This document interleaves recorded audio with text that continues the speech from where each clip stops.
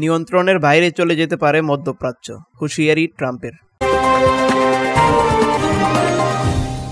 President হিসাবে 20 জানুয়ারি দায়িত্ব গ্রহণের আগেই ফিলিস্তিনের স্বাধীনতাকামী সংগঠন হামাসকে ইসরায়েলি জিম্মিদের মুক্তি দিতে বলেছেন ডোনাল্ড ট্রাম্প। অন্যথায় মধ্যপ্রাচ্য পরিস্থিতি নিয়ন্ত্রণের বাইরে চলে যেতে পারে বলে হুঁশিয়ারি দিয়েছেন যুক্তরাষ্ট্রের নবনির্বাচিত প্রেসিডেন্ট। স্থানীয় গত মঙ্গলবার ফ্লোরিডায় মার-a-লেগোতে নিজের বাসভবনে এক সংবাদ সম্মেলনে তিনি এই হুঁশিয়ারি দেন। ট্রাম্প বলেন, এটি হামাসের জন্য ভালো কিছু হবে না। স্পষ্ট করে বললে কারো জন্যই ভালো হবে না। সবকিছু নিয়ন্ত্রণের বাইরে চলে যাবে।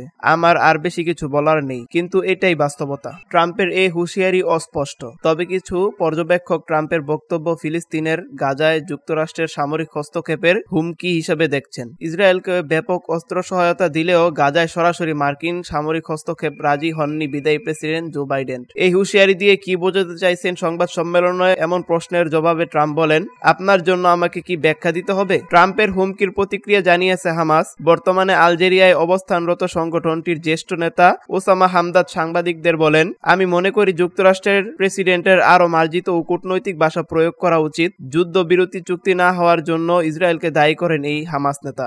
এমন সময় ট্রাম্প এই হুঁশিয়ারি দিয়েছেন যখন গাজায় যুদ্ধবিরতি ও বন্দি বিনিময় নিয়ে নতুন করে আলোচনা চলছে। এই আলোচনার নেতৃত্ব দিচ্ছে বাইডেন প্রশাসন। আলোচনার অগ্রগতির বিষয়ে নিয়মিত অবহিত করা হচ্ছে নতুন প্রেসিডেন্ট ট্রাম্পকে। মধ্যপ্রাচ্য বিশেষ দূত হিসেবে স্টিভ উইটকফকে মনোনয়ন দিয়েছেন ট্রাম্প। ইসরায়েল ও হামাসের মধ্যে যুদ্ধবিরতি ও বন্দি বিনিময় চুক্তি নিয়ে আশাবাদী উইটকফ। যুদ্ধবিরতি আলোচনায় অগ্রগতি হয়েছে বলে জানান তিনি। উইটকফ বলেন, এই হলেন প্রেসিডেন্ট। এটা তার ভাবমূর্তি যা আলোচনার গতি এনেছে। তাই আশা করছি এটি বাস্তবায়িত হবে এবং আমরা কিছু জীবন বাঁচতে পারবো। রয়টার্সের এক প্রতিবেদনে বলা হয়েছে, গাজায় যুদ্ধ পরবর্তী অস্থায়ী সরকারের অংশগ্রহণ নিয়ে ইসরায়েল ও যুক্তরাষ্ট্রের সঙ্গে আলোচনা করছে সংযুক্ত আরব আমিরাত। ফিলিস্তিনি কর্তৃপক্ষ পুরোপুরি দায়িত্ব নেয়ার আগ পর্যন্ত এই প্রশাসন গাজার দায়িত্বে থাকবে। সংশ্লিষ্ট একটি সূত্র এই কথা জানিয়েছে। পর্দার আড়ালে চলা এই আলোচনার মধ্যে রয়েছে ইসরায়েলি বাহিনীর প্রত্যাহার করে নেয়ার পর অন্যান্য দেশের সঙ্গে মিলে আরব আমিরাত ও যুক্তরাষ্ট্র সাময়িকভাবে গাজার সরকার নিরাপত্তা ও পুনর্গঠনের দায়িত্ব